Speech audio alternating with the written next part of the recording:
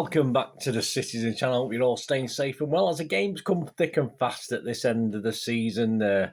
Obviously another big game coming up as we hope to take another step nearer regaining our title, of course. And we've got Watford, haven't we? Manchester City versus Watford on the 23rd of April 2022. 3 p.m. kickoff again. So I think we've had more this year at 3 p.m. than we had other years, haven't we? They seem to be quite a few of them, actually. So please welcome to our little preview. We're having a look at Watford, who are not doing so great, are they, at the moment? Excuse me. Of course, I'll be trying to predict our starting 11.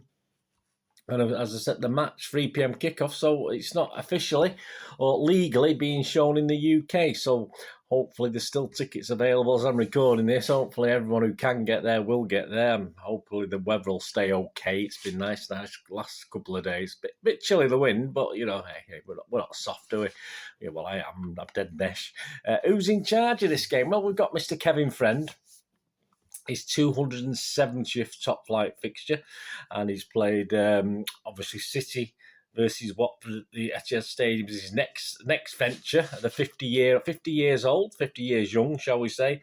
He's shown 93 yellow cards and 2 red cards during the 24 matches this season, so just under 4, so about average. That was probably much the same as most of the other Premier League referees, and he last took charge of us. And I was there to watch him at the Amex back when we beat Brighton 4-1 back in October. His linos are Adrian Holmes and Simon Beck. And we have a specialist. I have a specialist VAR referee this week. We have the specialist, and it's, of course, Lee Mason. Yeah, very, very special. I always thought it was special. And his assistant making the coffee is Darren Cann, so he's there at Stockley Park.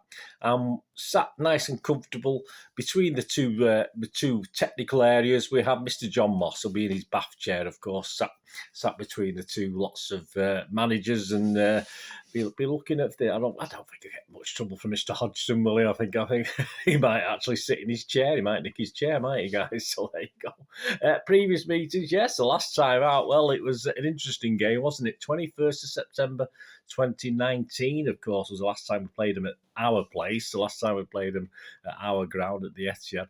And it was a bit of a torrid time for Watford, wasn't it? We do have a song, of course, who put the ball in someone's net after team did, and this was pretty appropriate. Sometimes it's not appropriate. It was we might only have 3 or 4 scorers when we sing it, but in this one, certainly it was appropriate with David Silva, Aguero, Mahrez, Otamendi, KDB, and a Bernardo hat trick in that one. So an 8-0 victory. And I think before that, the best we'd had was a 3-0 victory at home to Watford, although we haven't played them that many times. Also in the team that day, we had Ederson, Walker, Ferner, Mendy and Rodri also making up the numbers, who didn't score any goals. Rubbish. Overall record, only played 11, won 8, drawn 1 and lost 2. 26 goals for and 6 goals against. And the odds to win the match, the odds to win the match and odds to win the league, I'll have a look at that as well. When the fun stops, stop please, and be gamble aware. I don't condone gambling, of course. We're 4-9 on to win the league, which is pretty much what it was. I think Liverpool are about 7-4, which actually moved in slightly. So obviously their win against United has sort of put a few more guys have probably weighed in on that one. Still a lot of confidence about Liverpool in the sort of football world of actually getting this title. So although we've stayed about the same at 4-9, they've moved into 7-4. And yes, for Watford to get relegated, the 1-50 on, 1-50. So in other words, guys, you put 50 quid on, you get 51 back. Hey, that's great value for money there. Not, unfortunately. The match itself, City, you can get 1-9 on. So put 9 quid on, you get 10 back if that's what you want to do with your money. A draw is 19-2 and a Watford win. If you're a Watford fan and you think, why not? Why not? Yeah, I mean, why not? They have one away from home under Mr. Hodgson, so 28-1 on a Watford win. Who knows? Put 50p on that, you'll lose your 50p, won't you? But please, check out my little special odds feature, which will be appearing after I do this. I've not quite done it yet, but that'll have a little bit of working outs and little ideas, etc., etc. Not just all facts and figures, just a little bit my little thoughts on the game as well, and what might be value, what might not be value. So how's it going to go? How's this going to pan out? Well, we've got 74-year-old Mr. Hodgson, haven't we? Who's given a tough task. I mean, the guy should be relaxing now. He shouldn't be worried about trying to rescue a football team, that's for sure. And obviously, I think it was January, towards the end of January, he came in. And sadly, a last-minute loss to Brentford last time out. And although a draw wouldn't have been that great, but the last-minute defeat to Brentford placed Watford, of course, in deeper trouble. And it will take, let's face it, 1 to 50 on to be relegated. I don't think the bookies are far out with this one, are they? It will take a little bit of a minor miracle for them to survive. Yeah, he joined on the 26th of January. And since then, they've played 12, lost 8, drawn 2, but they have won 2. They have won 2 victories, but they've come away from victory draws. Yeah, so they have actually won. So there's a sliver of hope for them. They've won away from home against Aston Villa and Southampton, so not bad at all. So perhaps that's something to hang on to if you're a Watford fan and possibilities. And given the poor goal difference you've got as well down at the bottom, with 6 games left, Watford is 7 points from safety. So obviously they are 6, but if you had the goal difference, say class that as a point, they're virtually 7 points from, even if they win 2 games, the goal difference, unless they hammer teams, unless starting with us, obviously it may as well be 7 points for what it is, because they're not, goal difference wise, struggling. But, of course, we do expect, or most people expect them to lose this, so that at least 7, maybe that, with 5 games left to play, and they're running out of games, aren't they? That's quite simple. So their sort of grip on the Premier League is, if not actually gone yet, it's certainly hanging by a thread. And another small positive, I'm looking for positives for them going forward. Obviously, I don't want any positives to come true on Saturday, but they've had a rest. At least they've had a rest since the last game. Obviously, City played midweek. Watford had a rest from last week when they played Brentford. They've not played this week, so that's another positive for the struggling Hornets side. And you have to delve really deep to find these positives. So that brings us, not very good. There's not much hope there as far as you Watford fans are concerned, unless you can convince me otherwise. But you never know, it's football. You never know, it's 11 men against 11 men. So let's go on to City, and let's have a look at City and our starting 11. Yeah, a good win against Brighton. It wasn't overly impressive. Yes, we got some deflected goals, but we were getting the shots in on target to cause those deflections. So it puts us back, of course, above Liverpool, who stayed there for about 24 hours by a point. And with this game taking place 24 hours earlier than their next one, at least we can put a little bit of pressure on as well. All right, they're playing local rivals, Everton at Anfield. And at least there will be a bit of pressure. We'll be back 4 points ahead if we beat Watford.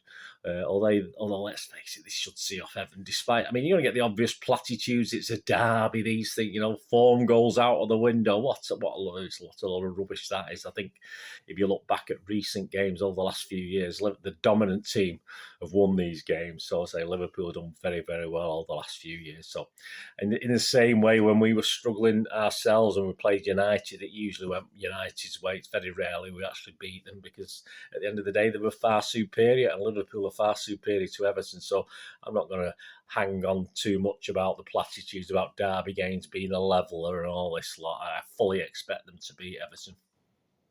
Of course, City, we do have problems, but none of these should prevent a win against Watford. They may prevent something going forward, but we should still be able to see Watford off despite our problems. Of course, we picked up another 2 nagging little injuries, haven't we, with Aki and John Stones, of course. A muscle problem with Stones. We're not too sure how long that's going to take. Aki twisted an ankle. And it appears, I've been reading today, that, and based on his performance, which I wasn't very impressed with against Brighton, that Gundogan has been playing with some sort of back injury, which is restricting him as well. So that doesn't surprise why he's perhaps gone out off form just a little bit quite recently. So with this, and then you add in Tuesday night, guys. Add in Tuesday night at home to Real Madrid.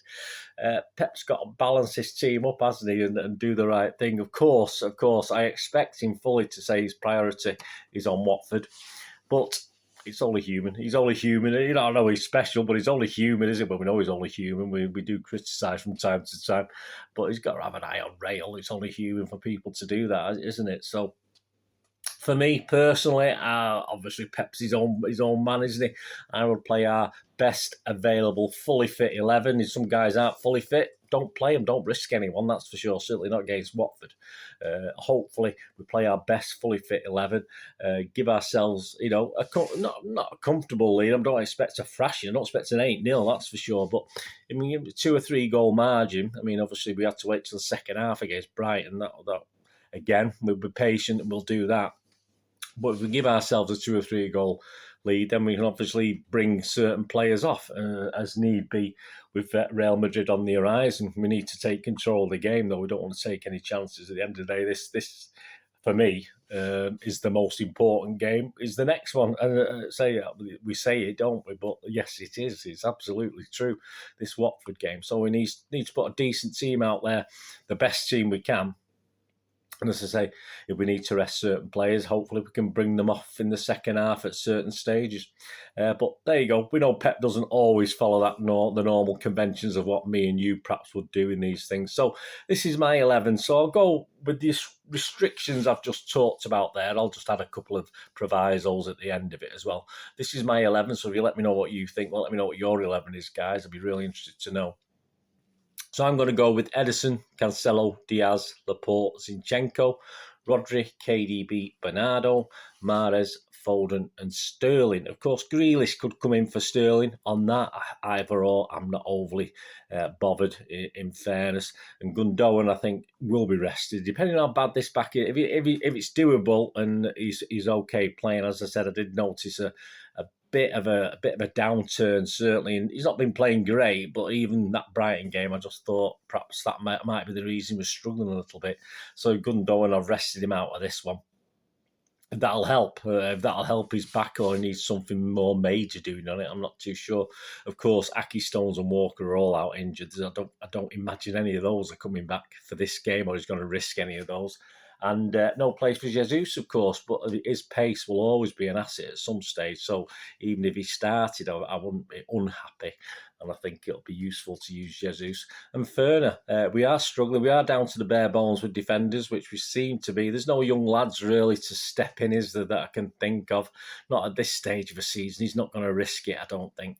And I think Ferner might be utilised defensively as well if we do get desperate. But certainly against Watford, no reason why he shouldn't come in and do a job against Watford. You can't help but think about Real on the horizon as well. So let me know what you think, guys. That's my little thoughts on the team based on the limitations and injuries, etc., and not fully fit players at the moment, which we are struggling. We've got potentially 9 games left now, so hopefully we can keep at least, say, 13 or 14 of our team fit and ready to play, which is all we can ask at this stage.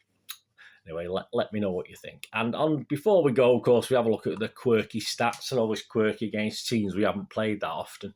Here we go. City have won their last 14 meetings with Watford in all competitions and could become the first English League side in history to win 15 consecutive competitive games against an opponent. That's a good one.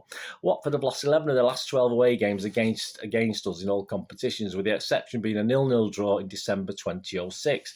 Their last away win against City was in the top flight in April 1987, a 2-1 win. We have won 15 of our last 16 Premier League games against sides in the relegation zone since the 3-2 loss against, this is a top division, since the 3-2 loss against Norwich in September 2019. Since drawing a 1-1 with West Brom in December 2020, we have won the last 9 such matches by an aggregate score of 31-0.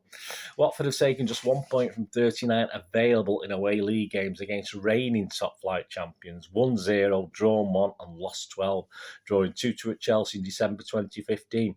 The Hornets have conceded 45 goals in these 13 games, of course losing 8-0 at us last time out. Watford are the only side yet to score a Premier Watford are the only side yet to score a Premier League goal from outside the box this season. In fact, none since Gerard Deulofeu's strike against Cardiff City in February 2019. Pep has won all 10 of his meetings with Watford in all competitions. Long may it continue, by an aggregate score of 42-4. It's his best 100% win rate against an opponent in his managerial career. against no side as Raheem Sterling, who I don't think will start, but he may do. I wouldn't be surprised. Scored more goals in all competition than his 11 against Watford. That might be a good reason to start him, with Sterling scoring 10 times in his last 6 games against the Hornets. All 3 of Watford boss Roy Hodgson's Premier League wins over City have come away from home, 2 with Fulham and 1 with Crystal Palace. It's a dodgy one, isn't it? Only beating Newcastle more often in away games. Oh dear. I don't like that quirky stat. Well, there you go, guys. Hope you enjoyed that anyway. So let me know your comments, and I can just ask you all, please, just to tune back in. I will try and get the match report, of course, out on Saturday night, depending what time I get home and how I feel, etc., and any other commitments I've got at the time. So I'll try and get the match report out Saturday night. Of course, at worst, it'll be Sunday, sort of mid-morning towards lunchtime, with my little player ratings, including the Manchester Evening News, of course. And we will also look forward very soon, and we will be very soonly available as the matches pile up to the Champions League semi-final first leg, of course. There will be a preview show and an odd show on that. No history show this time, guys, just a little bit lacking in time at the moment. So some of the history shows are being put on the back burner. There's loads stocked up for the summer, come the summer. So I say we never shut it here at the Citizen Channel. There's always stuff for you to listen to and watch during the summer months as well. So, but so just the odd show and a preview show for the Real Madrid game. So hopefully you can tune in for those and enjoy those. And don't forget to check out my other little feature on Watford, of course, which is the odd show. Just have a quick scan over that. I say it's not just throwing figures at you; it's just some reasoning and some ideas, and hopefully a bit of fun as long as we're along the way. And obviously, let's hope we get a win for the charity bets, the Christie, which is my nominated charity. Disappointing against Brightford. I had 2 bets. One didn't count because I had Grealish, anytime goal scorer, so obviously he didn't play. So that just goes back into my pot. And obviously the other one was half-time, full-time. I took a chance on City, but they let me down. So our first loss in the last 6 games. So let's get back winning on that. That'll be brilliant. So join me for that as well, guys. Anyway, thanks for watching today. Leave us your comments, of course. Hope you enjoyed it. And until the next time, I only ask one thing, don't I? Please stay safe, Blues. Come on, City. Thanks for watching. Bye for now.